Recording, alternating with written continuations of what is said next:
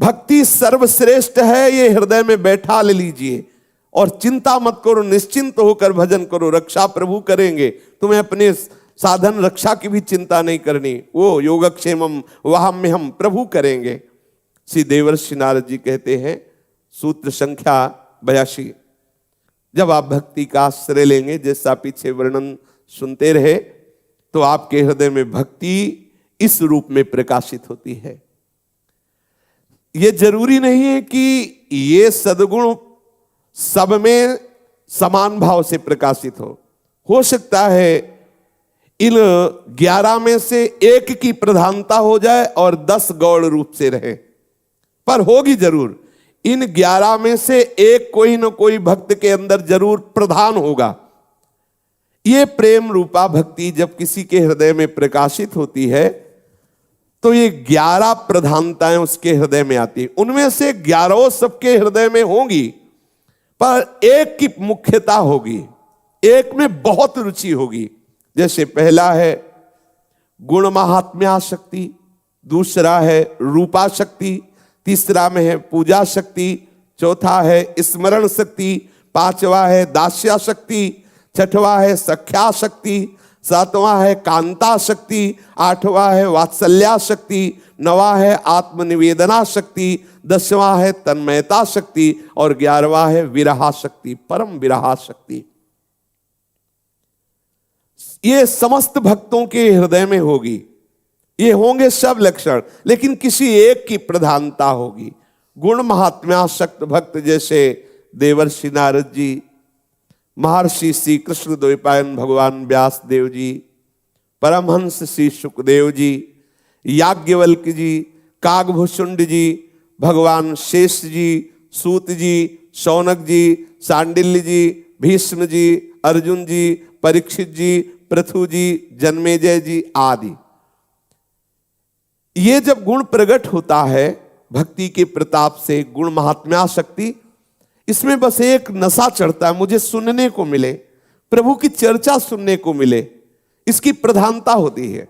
जैसे ये गुण जिसके अंदर प्रधान होगा तो भजन सेवा और जितने भी है ये सब रहेंगे उसके अंदर, पर उसके अंदर इस बात की भूख हो जाएगी मुझे भगवत चर्चा सुनने को मिले। जैसे पृथु महाराज के हृदय में जब ये आसक्ति प्रकट हुई तो प्रभु से कह रहे कि मुझे 2 कान से तृप्ति नहीं होती, मुझे वरदान दीजिए कि मेरे 10,000 कान हो जाए, 10,000 कानों की सामर्थ्य मेरी श्रवणेंद्रिय में हो जाए, मैं आपकी चर्चा सुनते हुए कभी अघाऊं ना। यह आसक्ति, अलग अलग रुचि होती है। भक्ति जब प्रकाशित होगी तो ये गुण होंगे, लेकिन किसी किसी में एक गुण की प्रधानता पाई गई। जिसके अंदर गुण महात्मा आसक्ति होगी उसको हर समय यही लगेगा, अगर कहीं चर्चा सुनने को मिले तो सब गौर कर देगा, भाग के वहां जाएगा, सुनेगा। वो भगवत चर्चा सुनने का बहुत ही आसक्त चित्त से वो रागी होता है। वो किसी भी तरह से बर्दाश्त नहीं करेगा कि भगवत चर्चा आज नहीं मिली तो हम अन्य साधनों से संतुष्ट हो जाए। वो विकल हो जाएगा, मुझे भगवत चर्चा चाहिए। वो जहां जहां पी की बात सुने खोजत तीन गैनन, वो बावरों सो रस में फिरे खोजत नेह की बात। वो बावरा होकर यही ढूंढेगा, मुझे भगवत चर्चा सुनने को मिले, मुझे प्रेमी महाभागवतों के मुख से भगवत चर्चा सुनने को मिले। दूसरा है रूपासक्त। ये रूप के चिंतन में, रूप के दर्शन की व्याकुलता में, ये रूप में आसक्त रहते हैं महाभागवत जन। इनके हृदय में रूपाशक्ति ऐसी छाई रहती है कि इनको फुर्सत ही नहीं है। बस नख सिख लो अंगंग माधुरी, नख से शिख तक वो रूप का बार बार अवलोकन कर रहे हैं, रूप की चर्चा सुन रहे हैं। प्रभु के रूप अवलोकन में सब भक्ति के गुण है, ये भी चर्चा सुनेंगे, नाम जप करें, सब करें, लेकिन इनकी प्रधानता होती जैसे गोपीजन, बस लाल बिहारी के ललित त्रिभंगी रूप का चिंतन, बस उसी के दर्शन के लिए व्याकुलता, दर्शन करते हुए भी अतृप्ति। तो कुछ भक्तों के हृदय में जब भक्ति रंग लाती है तो उनके हृदय में रूपाशक्ति प्रकट हो जाती है। वो रूप का चिंतन, रूप के ही बार बार बातें जो शास्त्रों में वर्णन है उन्हीं को पढ़ना, उन्हीं को सुनना, उसे वो रूपासक्त है। कुछ भक्त ऐसे हैं जिनके हृदय में रूप की इतनी प्रबल आसक्ति है कि रूप छके घूमत रहे तन को तनिक न भान, नारायण दृग जल बहे, यह है प्रेम पहचान। वो रूप में छके हुए घूमते। यदि ऐसी स्थिति नहीं तो विरह कमंडल कर लिए वैरागी दो नयन। उनके हृदय में रूप दर्शन की इतनी व्याकुलता है कि दोनों नेत्र विरागी हो गए। अब कुछ देखना अच्छा नहीं लगता, बस प्रीतम दिखाई दे जाए। विरह कमंडल कर लिए बैरागी दो नयन, मांगत दरस मधु करी छके रहे दिन रैन। बस एक ही बात मांगते हैं, आओ प्यारे मेरे नेत्र गोचर हो जाओ, एक बार मैं तुमको देख लूं। उनके हृदय में तड़पन होती रूप दर्शन की। तीसरे हैं पूजा शक्त भक्त। इनके हृदय में हर समय विकलता होती सेवा की। श्री जी को इस समय श्रृंगार करना है, श्री जी को ये भोग लगाना है, श्री जी को ये कर, उनके चिंतन का विषय सेवा होंगे। एक बार देवर्षि नारद जी महाराज बहुलाश्य के यहाँ पहुंचे तो देखा सेवा में व्रत थे। बहुत ही सेवानिष्ठ महापुरुष राजा होते हुए भी ठाकुर सेवा में प्रातः प्रवेश कर जाते और 2 बजे के बाद भोग लगा के बाहर निकलते। 2 बजे तक केवल, इसके बाद और राजकाज की सेवा करते। देवर्षि नारद जी ने महाराज जनकाधिपति श्री बहुलाश जी से कहा कि आप जिनकी सेवा करते हैं द्वारिका में विराजमान है, एक दिन जाकर के आप भरनेत्र देख तो लीजिए, देखो ये सेवा शक्त है। हाँ बिल्कुल प्रभु, आपकी आज्ञा पालन करेंगे। सुबह सारथी से कहा रथ तैयार करो, हम सेवा में जा रहे हैं और सेवा करके शीघ्र ही आएंगे और फिर प्रभु के दर्शन के लिए जाएंगे। सेवा में गए, अब वो दिनचर्या सेवा की। जब ठाकुर जी का राजभोग हो गया, ठाकुर जी को पद सुना दिया, शयन करा दिया, तब निकले। ठीक वही 2 बज गए। फिर कहा आज तो समय हो गया, अब कल तैयार। रोज रथ तैयार होता और रोज विलंब हो जाता। सेवा में इतने तन्मय रहते। रोज कई ऐसे महान भक्त देखे गए, भक्तमाल जी में चरित्र में आते हैं, कई प्रगट में भी ऐसे जो सेवा शक्त हैं।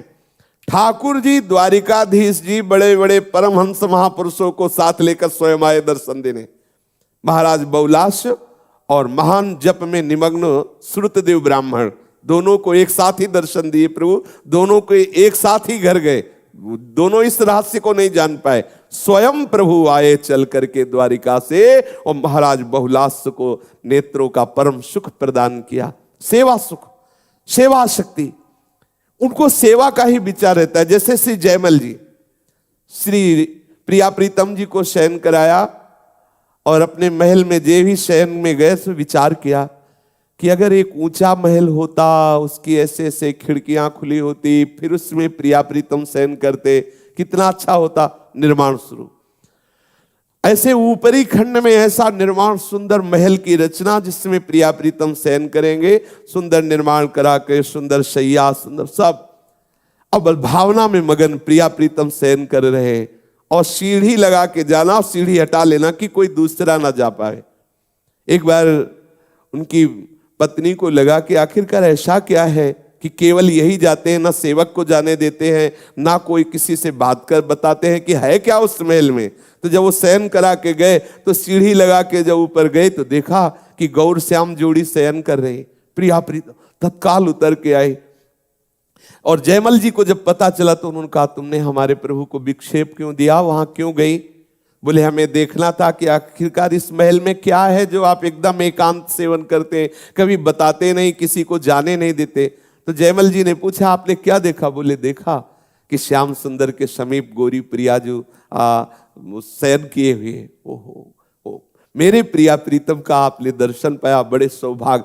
तो ये वो हर समय सेवा चिंतन में, इस समय प्रिया प्रीतम का ये सेवा, इस समय ये सेवा। वो कुछ भक्तों में प्रधानता होती है, जैसे गुण महात्म्य रूपा शक्ति, तो किसी में सेवा शक्ति। इस समय प्रियालाल अब बैठे हैं सत्संग में, लेकिन बार बार उनके हृदय में एक ऐसे खिंचाव हो रहा है कि प्रिया प्रीतम का श्रृंगार करना है, प्रिया प्रीतम को। ये हो रही सेवा, ये सेवा हो रही, वो चैन नहीं, उनका हृदय बार बार उनकी सेवा भाव में मगन है। इस समय भोग लगाना है, देखो विलंब हो रहा है, श्री जी को जल पिलाना है, श्री जी को शयन कराना है, श्री जी को श्रृंगार वो सेवा का चिंतन। कुछ भक्त होते हैं जिनमें सेवा पूजा शक्ति, सेवा शक्ति होती है। और चौथे होते हैं स्मरणा शक्ति। उनको प्रभु के स्मरण में बहुत आनंद आता है। ना तो ऐसा नहीं कि सेवा नहीं करते, पर सेवा शक्ति नहीं है, सेवा करते हैं, गुण महिमा सुनते हैं, प्रभु के रूप में भी प्रियता है, लेकिन उनकी जो आसक्ति है प्रधान स्मरण, बैठे हैं प्रभु के स्मरण में डूबे हुए हैं, प्रभु का नाम, प्रभु का मंत्र बस निरंतर चल रहा, मंत्र में आसक्त है, स्मरण चल रहा, ये स्मरण प्रधान भक्त है। ऐसा नहीं कि जो रूपासक्त है वो स्मरण नहीं है, जो गुणासक्त है, लेकिन ये प्रधानता है, अलग अलग प्रधानता। अब उसको कहा जाए कि आप सेवा करो तो सेवा करें, लेकिन रुचि नहीं है, उसकी रुचि स्मरण में है, शांत एकदम गंभीर, हर समय डूबे रहना, ये अलग अलग भक्तों का है। इसीलिए रुचि देखना चाहिए, अपनी रुचि किधर जा रही ज्यादा।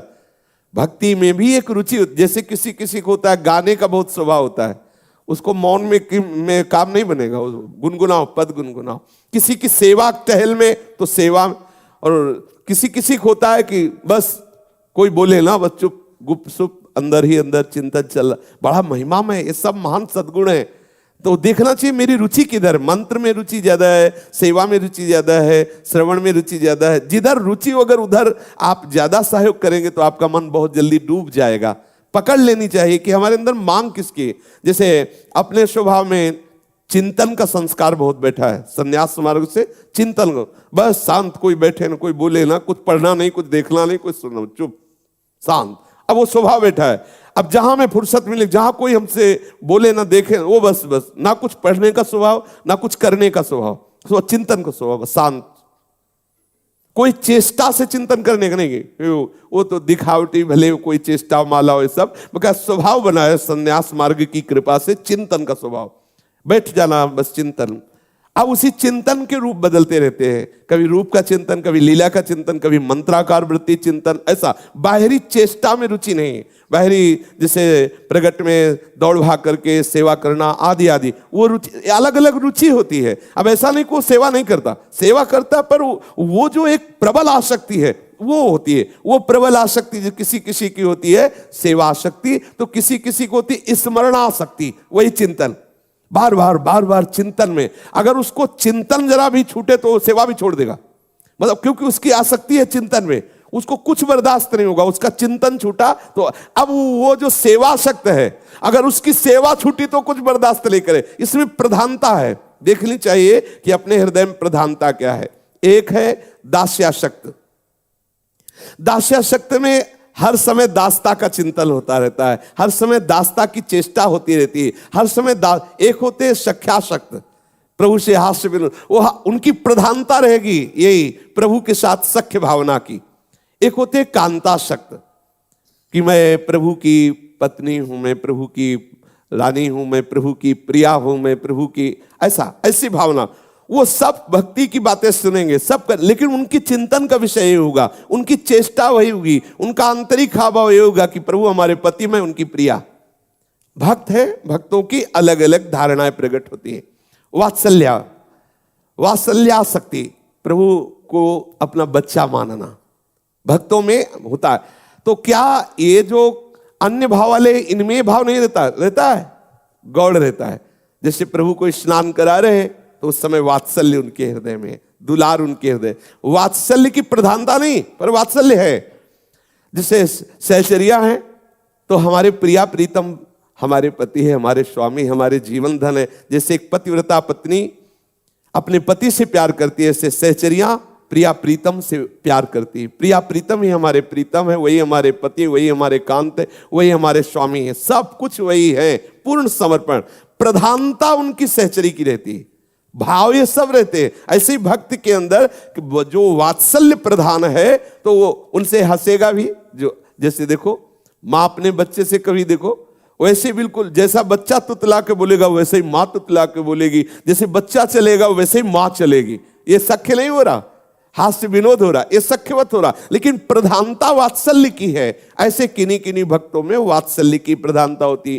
किसी में आत्मनिवेदन, पूर्ण शरणागति, मैं आपका हूं, मैं आपका हूं, उसकी चेष्टा, उसका बोलना, उसका चिंतन है आत्मनिवेदन, मैं प्रभु आपका हूं, प्रभु आप मेरे हो, आपके सिवा मेरा कोई। तो और सब भक्तों में नहीं रहता, क्या रहता, पर इसमें प्रधान ये रहेगा, इसमें रूपाशक्ति, गुणाशक्ति, ये सब रहेगा, लेकिन प्रधान रहेगा, बार बार हृदय में आएगा, प्रभु मैं आपकी शरण में, मैं आपका हूं, प्रभु आप मेरे हो, मैं आपका हूं। ऐसा ये आत्मनिवेदन और तन्मयता, प्रायः सब भक्तों में रहती है, पर इस तन्मयता में जिसको केवल तन्मयता की तरफ प्राप्ति होती है, उसकी सारी बाहरी शुद्धि, बाहरी चेष्टाएं शिथिल होने लगती हैं। फिर उससे कोई क्रियाएं, बाहरी व्यवहार, ये सब सकुशल नहीं हो सकता, क्योंकि जिसमें तन्मय हुआ है अंतर्मुख से, फिर वो बाहर की चेष्टाओं में शिथिलता आने लगती। कोई कोई भक्त तन्मयता प्रधान होते हैं, वो तो और भक्तों में तन्मयता नहीं होती क्या? होती है, पर वो तन्मयता गौड़ होती हुई, जैसे सेवा परायण है तो सेवा करते हुए हैं उन्हीं में, पर वो तन्मयता जिसके अंदर तन्मयता की प्रधानता है वो बाहर की चेष्टा रहित होता है। क्योंकि बाहरी शुद्ध रहित तो तन्मयता कैसी? बाहर शुद्ध रहित, अंतर में अपने प्रीतम में डूबा हुआ है तन्मयता। और कोई कोई परम विरहासक्त, वो रोते ही रहते हैं प्रभु के लिए, तो क्या उनमें सब नहीं? सब है, पर जहां कोई जरा सी बात आई वो विराग्नि, क्योंकि उनके अंदर विरह प्रधान है।